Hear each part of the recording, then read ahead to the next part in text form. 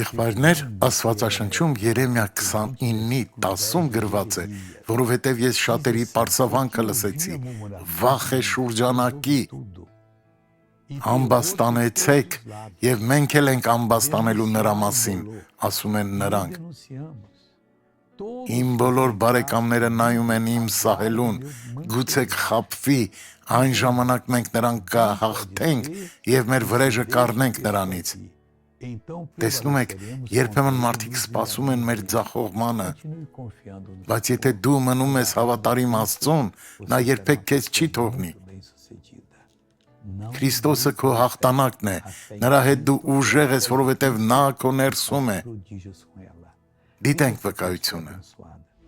Նա ոտքերի հետ կապված խնդիր ունի, դոկտոր Սուարեզ, եւ բժիշկն ասաց, որ նա այլևս չի կարողանա քայլել, եթե չբուժվի դա։ Նա սկսեց ֆիզիոթերապիա անել, բայց հետո ստիպված եղավ վիրահատվել։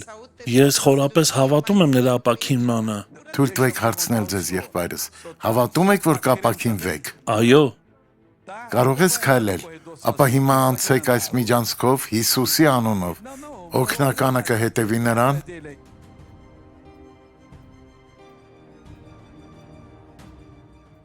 Այժմ վերադարձիր խաղաղությամբ եղբայրս։ Փառք Աստծուն։ Ասա մեզ, ինչ ես զգում հիմա։ բուժվեցի։ Ալելույա, որքան գեղեցիկ է դա։